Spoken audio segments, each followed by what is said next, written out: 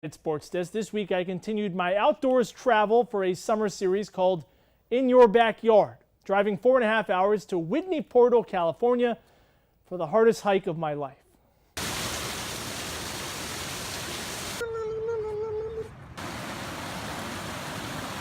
Hello, hello, hello. Hoi. Ha ha ha.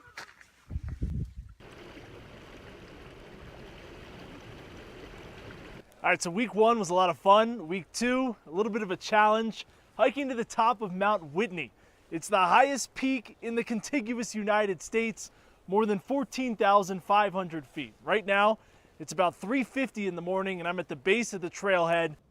This is a 22-mile round-trip hike, so it's normal to see headlamps bobbing along at all hours of the night. After my group of 5 crossed several streams in the dark, we reached Lone Pine Lake as the sun begins to rise.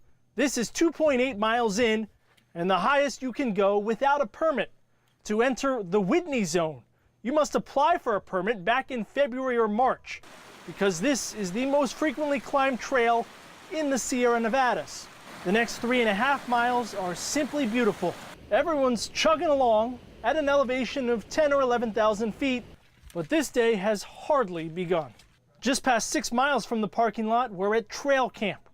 Many people sleep overnight here, making this a 2 or 3 day hike. It's also the last spot to fill up on water using a filter.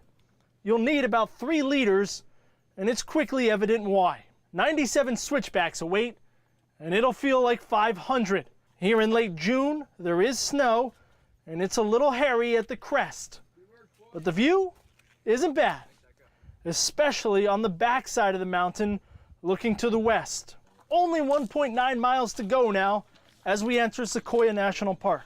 It takes about an hour and 45 minutes to complete what I am sure are the longest 1.9 miles in the world. When finally, the cabin marking the summit is in sight.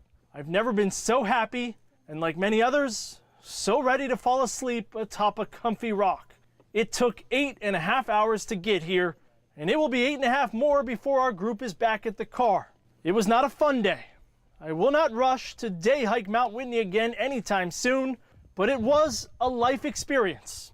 And even though it's a 4.5 hour drive from Fresno, it's only about 85 miles as the crow flies, so without a plane, the highest up you can be in the lower 48 is in your backyard.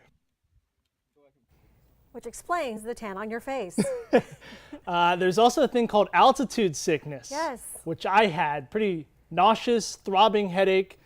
Couldn't eat anything for most of the day yesterday, so that was the not so fun part.